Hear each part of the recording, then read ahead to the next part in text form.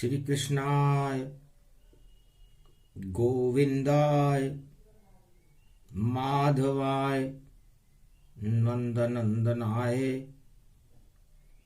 वासुदेवाय धीरधैर्यं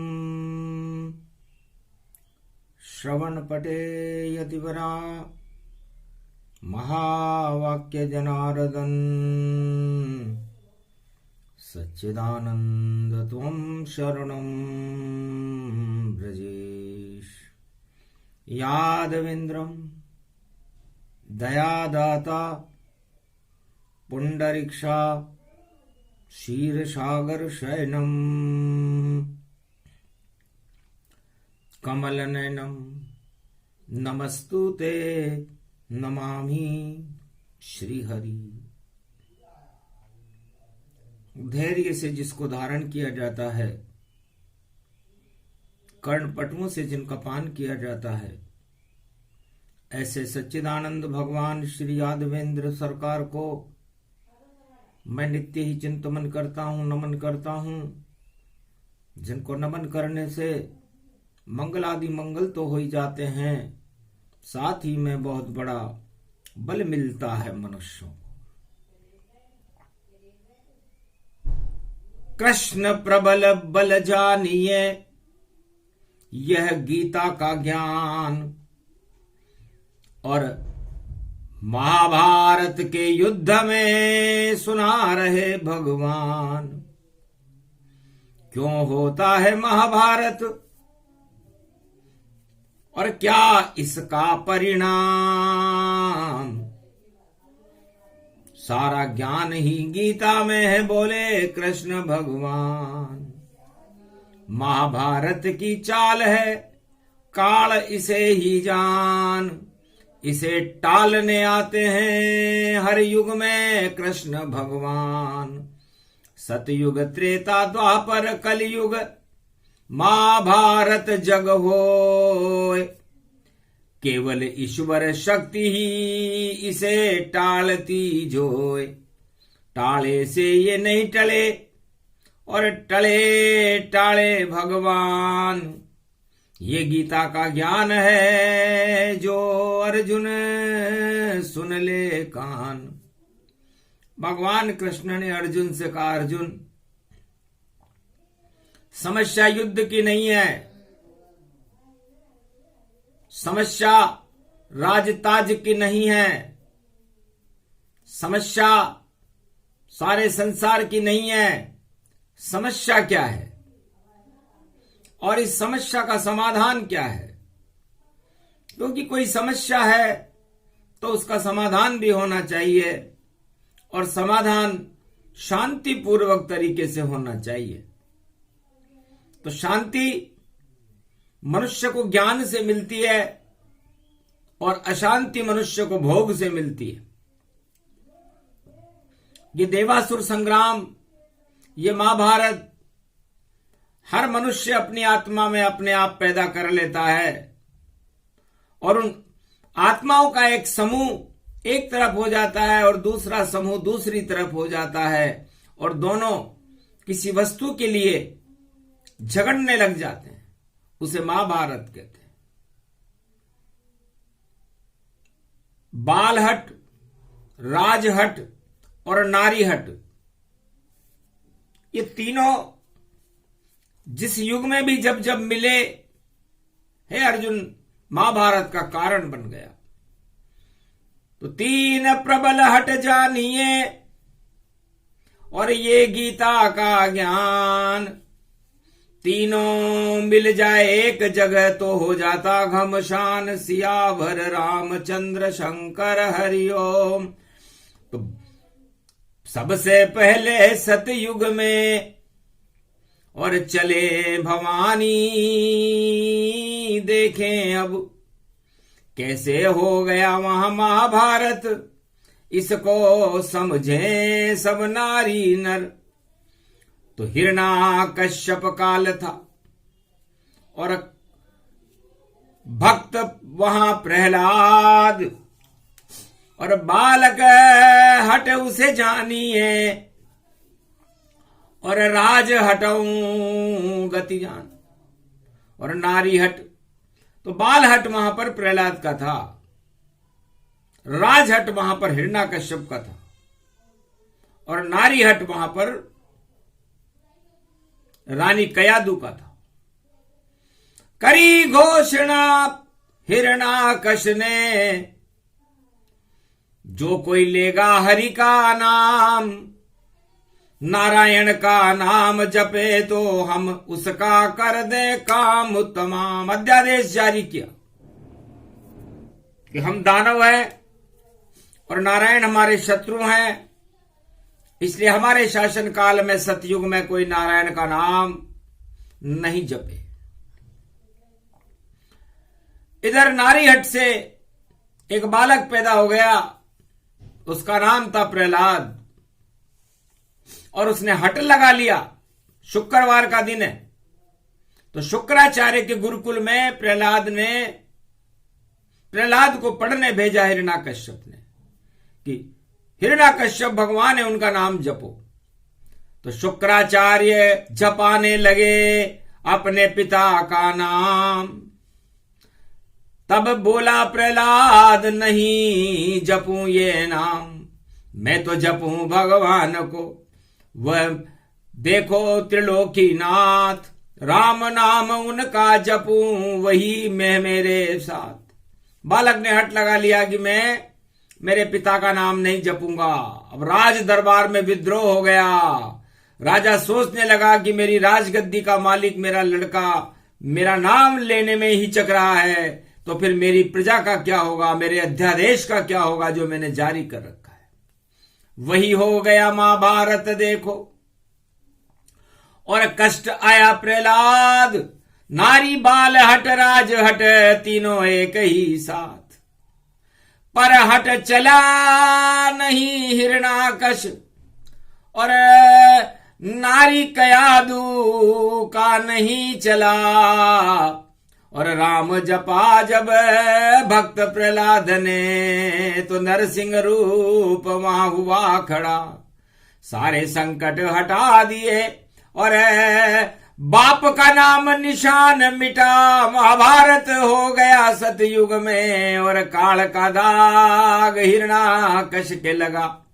तो राम विजेता बन गए, बने विजय प्रहलाद, और शांति स्थापित हो गई। और ये महाभारत अवसाद, महाभारत हुआ था सतयुग में। और त्रेता में तो महाभारत किसके लिए हुआ? महाभारत राजहट के कारण हुआ। हिरण्याकश्यप ने घोषणा कर दी कि भगवान का नाम न ले कोई भी, मेरा नाम लो, मैं ही भगवान हूं। और फिर त्रेता युग जानिए, तो महाभारत के 3 कारण होते हैं, अर्जुन, जर, जोरू और जमीन। जर कहते हैं धन को, आदमी को जर्जर कर देता है ये धन। जोरू कहते हैं स्त्री को, और जमीन कहते हैं इस धरती को। संसार के सारे युद्ध ये 3 स्त्रियां कराती हैं। ये 3 स्त्रियों को जो अपने आप अपना लेता है, वहां पर महाभारत हो जाता है। इसलिए महाभारत के 3 ही मुख्य कारण हैं, चाहे सतयुग हो, चाहे द्वापर हो, चाहे त्रेता हो या कलयुग हो।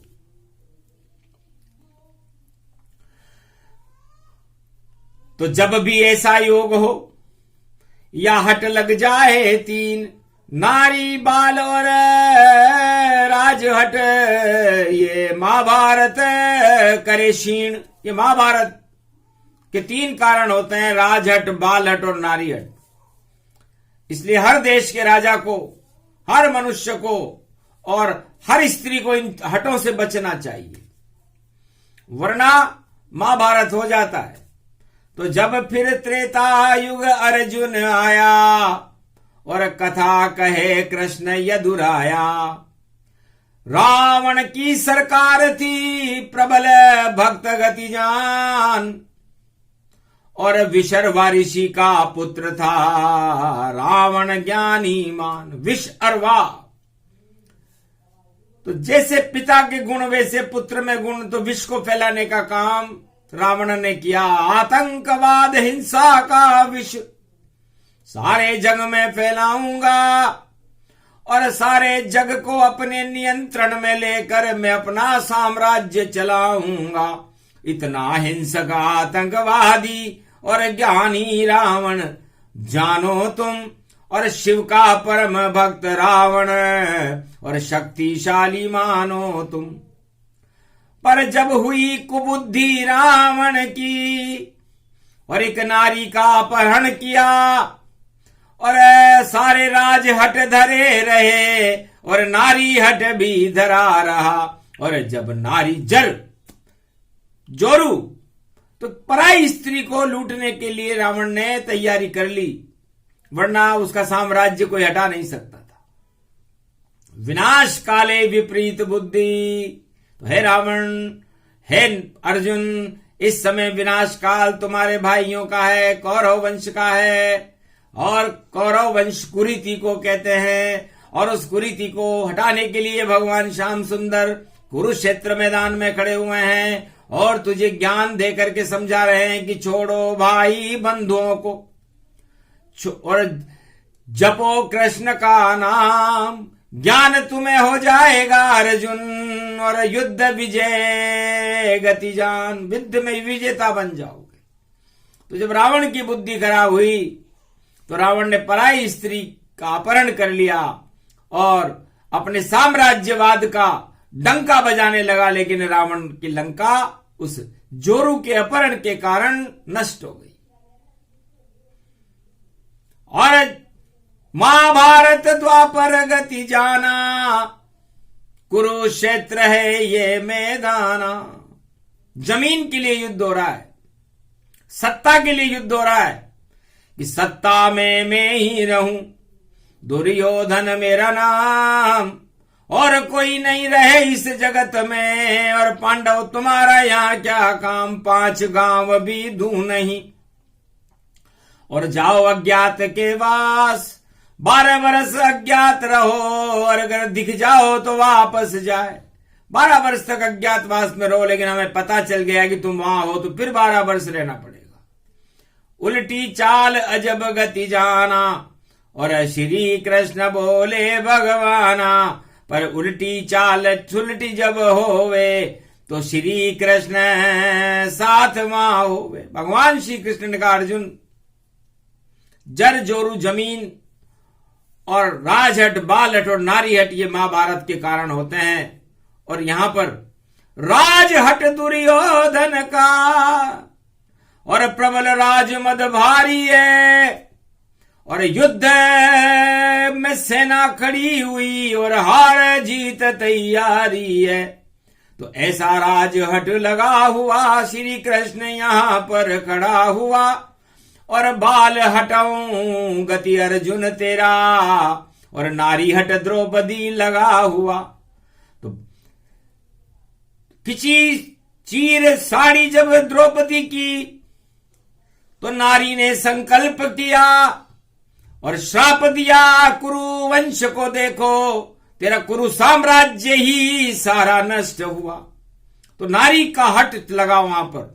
यदि द्रौपदी की साड़ी नहीं खिंचती तो महाभारत नहीं होता। तो कारण बना दिया भगवान कृष्ण ने।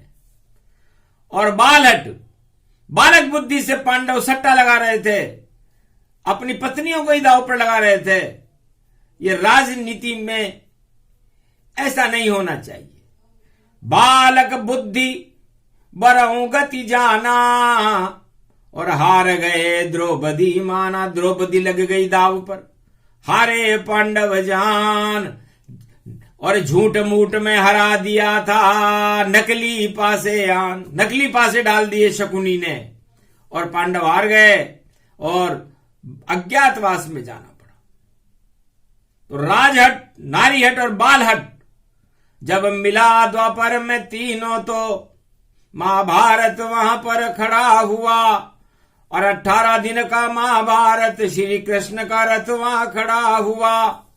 और कलयुग में भी महाभारत है, उसके कारण 3 जर या तो जर के लिए होएगा या जोरू और जमीन। तो जर जोरू जमीन के लिए कलयुग में भी 21वीं शताब्दी से पहले महाभारत निश्चित है। कोई रोक नहीं सकेगा प्राणी, जर जोरू और जमीन मिले। तो सारे जगत के प्राणी देखो और देखो चले चले। जर जोरू और जमीन, ऐसा संसार में कोई नहीं है इस समय 7.25 अरब है कलयुग में जो जर जोरू और जमीन की लालसा न रखते हो। अब चाहे वो प्रत्यक्ष में हो, छुपी हुई हो या कैसे भी हो, लेकिन हर आत्मा इस समय जर जोरू जमीन के लिए सोच रही है। और हर राजा राजहट में है कि ये तीनों वस्तुएं मैं लूंगा। और जितनी भी नारियां हैं संसार की, वो ये सोच रही हैं कि जिसके पास ये तीनों वस्तुएं हैं उनका वरण मैं करूंगी। और जितने भी शादी के लिए तैयारियां कर रहे हैं या जो अपना संसार बसाना चाहते हैं, जो वो सब बालक हैं, वो ये सोच रहे हैं कि हमें सत्ता भी मिले और हमें सुंदर स्त्री भी मिल जाए। ये बालहट है। तो राज हट, बाल हट और नारी हट मिले तो इस कारण महाभारत भैया कलयुग में भी होए। तो कलयुग में कोई कौरव नहीं, नहीं कोई पांडव जान, नहीं कोई यहाँ कृष्ण है जो दे दे गीता ज्ञान। सियावर रामचंद्र शंकर हरि ओम।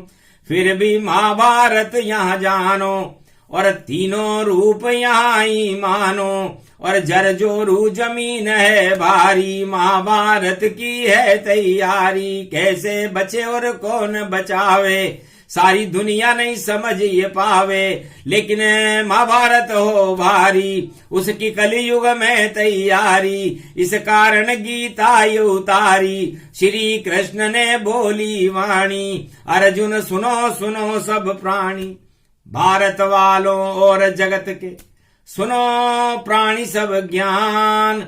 ये गीता का ज्ञान है, बोले कृष्ण भगवान। तो भगवान कृष्ण कहते हैं कि शुक्रवार का दिन है और शुक्राचार्य दानवों के गुरु हैं। और शुक्र भूदेवी को कहते हैं, मतलब लक्ष्मी को कहते हैं। और भूदेवी जमीन है और शुक्र स्त्री का भी रूप है, धन का भी रूप है। तो 3 स्त्रियां मिल गई और शुक्राचार्य का ज्ञान।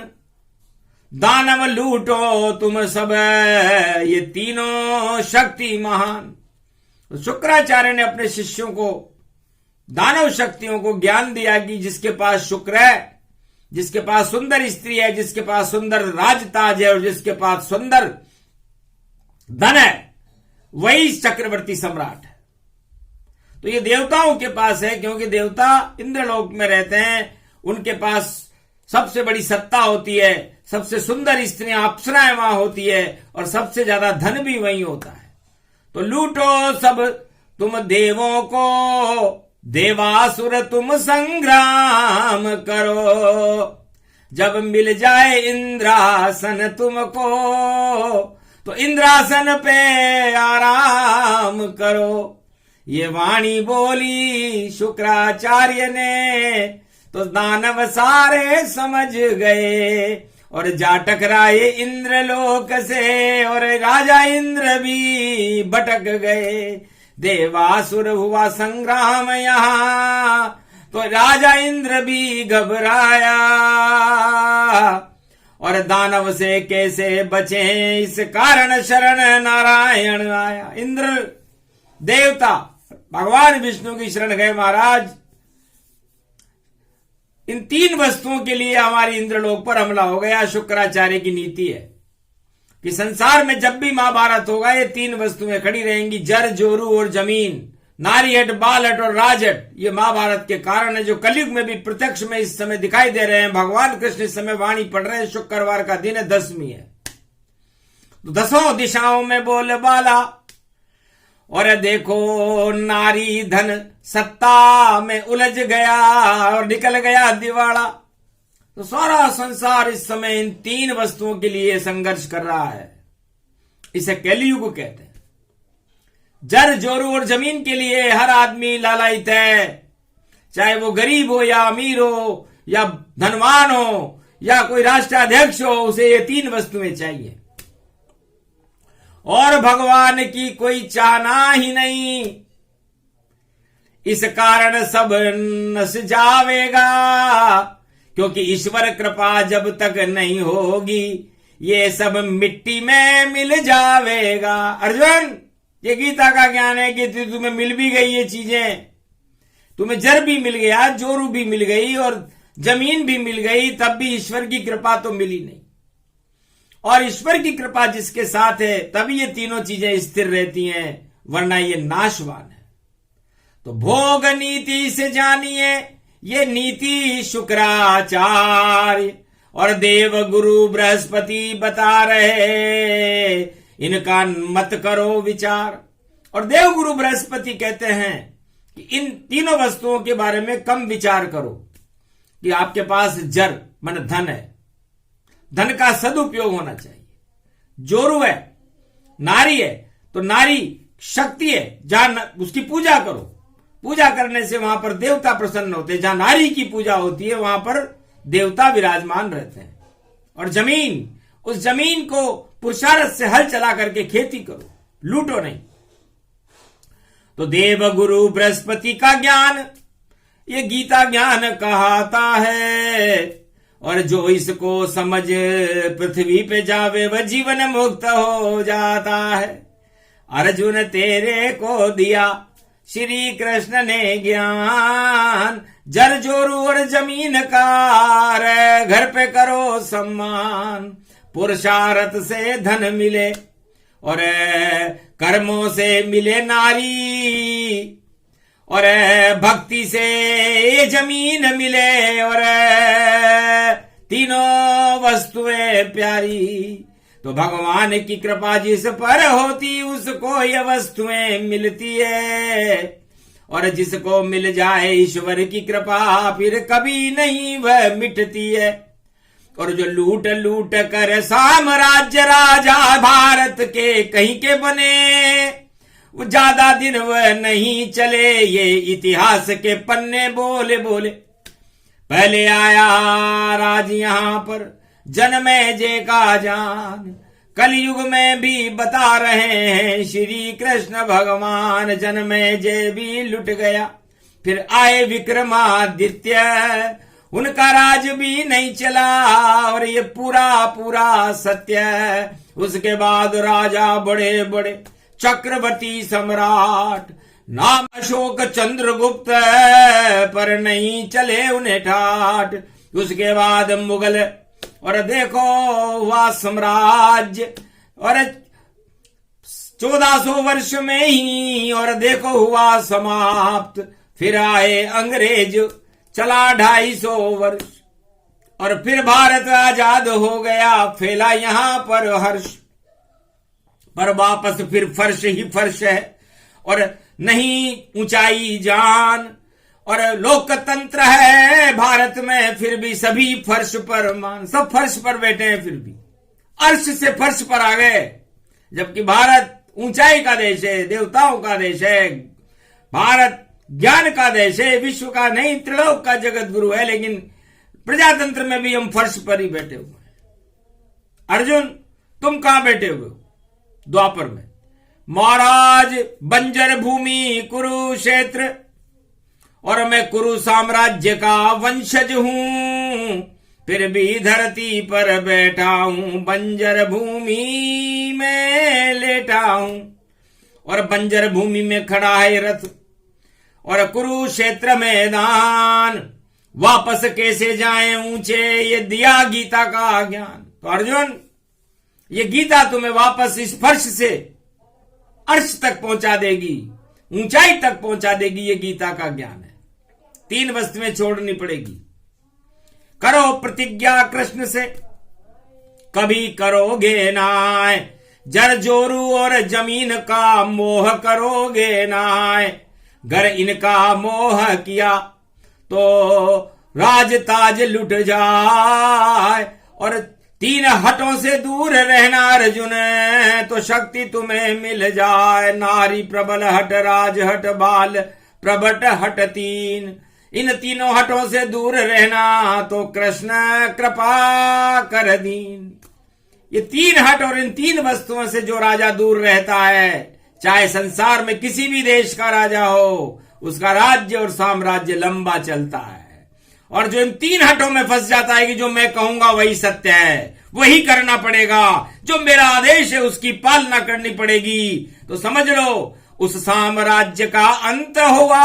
हिटलर से जाकर पूछो तुम, लेनिन से जाकर पूछो तुम, और चाउन लाई से पूछो तुम, जियाउल हक से पूछो तुम, और पूछो देखो बिल क्लिंटन से तुम, और क्या हालत हो गई पूछो भैया गोबरचा से, पुतिन से पूछो। ये कलयुग के राजा हैं। हट जब हुआ सवार, सत्ता से ही हट हुए, सत्ता गई बेकार, सारी सत्ता ही बेकार हो गई उनकी, हट से हुई है। और कुरुवंश का हट उन्हें सत्ता से बाहर कर देगा। ये गीता का ज्ञान है, प्रत्यक्ष ज्ञान देती है वाणी। वाणी कोई किताब नहीं सुनाती, क्योंकि किताब तो किताब होती है, लेकिन उस किताब से खिताब दिलाना भगवान का फर्ज है, भगवान की शक्ति है। भारत भगवान का देश है, और यहां पर भारत में जितनी भी शक्तियां हैं भारत में किसी भी धर्म की, वो भगवान को बुलाने के लिए भारत में बैठी हुई है। तो हर धर्म अपने अपनी ताकत से भगवान का आकर्षण करके उन्हें भारत में बुलाना चाहता है। तो भगवान का देश है भारत, इसलिए भारत में अर्जुन जब तुमने भगवान कृष्ण को याद किया और बुलाया तो आज तुम्हारा कल्याण हुआ। तुमने गीता का ज्ञान सुना, और इस गीता के ज्ञान से ही तो भारत का कल्याण हुआ और कुरुक्षेत्र मैदान में तुम्हारी विजय हुई। वरना युद्ध में ज्ञान की जरूरत नहीं होती, युद्ध में तो हथियार की जरूरत होती है। लेकिन मैं युद्ध से पहले तुझे ज्ञान सिखा रहा हूं, क्योंकि द्रोणाचार्य ने नहीं सिखाया, और भीष्म भी देखो भूल गया साया। घर आदेश देता लोकसभा का देखो अध्यक्ष कहलाता था, और इस कुरु साम्राज्य को भीष्म ही वहां चलाता था। क्यों नहीं रोका दुर्योधन को, क्यों नहीं दिया आदेश? गर्भ दुर्योधन के खिलाफ पारित होता आदेश तो नहीं खिंचता द्रौपदी चीर। द्रौपदी का चीर कैसे खिंच सकता था? भीष्म पिता में बैठे हुए थे, उनकी आज्ञा सर्वोपरि थी, माननी पड़ती। लेकिन उस कुरुवंश के साम्राज्य के अंदर जो सबसे बड़ी शक्ति थी भीष्म पिता में, उन्होंने उसका विरोध नहीं किया। उनका मोह कुरु साम्राज्य के प्रति उन्होंने अपनी इच्छा सहमति, मूक सहमति दी। उस मूक सहमति का परिणाम है महाभारत। इसलिए जितने भी राष्ट्राध्यक्ष हैं उनको सत्य की सहमति देनी चाहिए। अपने प्रलोभन, अपने दल और अपने देश के खिलाफ सहमति नहीं देनी चाहिए। ये गीता है, वरना उसको सारे संकटों में सामने गुजरना पड़ता है। भीष्म पितामह को कांटों की सैया पर सोना पड़ा था, मकर संक्रांति का इंतजार करना था और सारे खून को बहाना पड़ा था। गंगा पुत्र है भीष्म पितामह, जो अखंड ब्रह्मचारी हैं, जिन्होंने नारी का मुंह भी नहीं देखा। तो हम कैसे कह सकते हैं कि भीष्म पितामह योग्य नहीं थे? सबसे ज्यादा योग्य कुरुष वंश में थे तो भीष्म पितामह थे, जिनकी प्रतिज्ञा से कृष्ण को भी रथ का पहिया उठाना पड़ा। ऐसी गीता जानिए, ऐसा है ये ज्ञान। पर सत्ता के मोह में फंस गए भीष्म पिता भगवान, बचा नहीं सके द्रौपदी और देखो बहू की लाज। इस कारण कांटों पे सोए भीष्म रूप महाराज। ये भीष्म पितामह वही हैं जिनको इच्छा मृत्यु का वरदान प्राप्त था कि जब भी आपकी इच्छा होगी तब मृत्यु आएगी। ऐसा महायोधा कुरुक्षेत्र के जंगे मैदान में कांटों की सैया पर सोया हुआ है। इसे कहते हैं अज्ञानता का चक्षु खोल देना और राजतंत्र की हां में हां मिलाना। बस जो भी मिलावे हां में हां राजतंत्र की, वो ऐसा ही दुख पाता है। चाटुकार सब भाग जाते हैं और कोई नजर न आता है, सत्ता भी लुट जाती उनकी, ये कृष्ण गीता में गाता है। अर्जुन सुन ले ज्ञान यहां पर युद्ध सामने पाता है। अर्जुन ये ज्ञान सुन ले पहले, युद्ध तो बाद में करेंगे। युद्ध में ज्ञान नहीं, युद्ध में तो हथियार चलता है। और हथियार किस पर चलता है? जो सामने हो, सामने कोई भी हो, सब दुश्मन माने जाएंगे। चाहे क्यों नहीं मेरा भाई या मेरा पुत्र भी सामने हो, या कोई गुरु हो या द्रोणाचार्य या भीष्म तुम्हारे सामने हो, तो तीर चलाओ तुम भारी, उनसे तुमको नहीं डरना है। या तो उनको मरना है या तुमको युद्ध में मरना है। तो युद्ध की नीति बता रहे हैं श्री कृष्ण भगवान। ये गीता का ज्ञान है जिसे सुना रहे हैं भगवान। ये गीता का ज्ञान है। शुक्रवार का दिन है, इसलिए सारा संसार शुक्र के ऊपर आसक्त है। और गीता ये कहती है कि इस आसक्ति को छोड़ दो। तो चलो उठावे हाथ, पूछ ले सारे कुरुक्षेत्र मैदान। पूछ लेते हैं कितने लोग हैं इस महाभारत के युद्ध में पांडव और कौरवों के बीच में जो शुक्र पर लालायित नहीं है, धन की इच्छा नहीं करते, सत्ता की इच्छा नहीं करते, सुंदर स्त्री की इच्छा नहीं करते। तो पांडव और कौरवों में से एक भी हाथ नहीं उठा।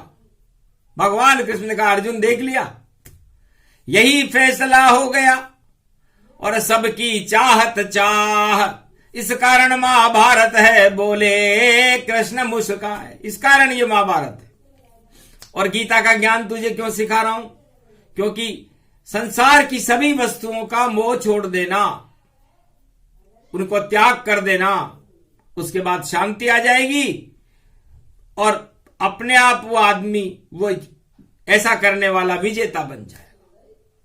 तो मोह त्याग दो तुम सत्ता का, धन का मोह सब त्यागो, और छोड़ो इस जमीन का मोह और कृष्ण की ओर तुम भागो।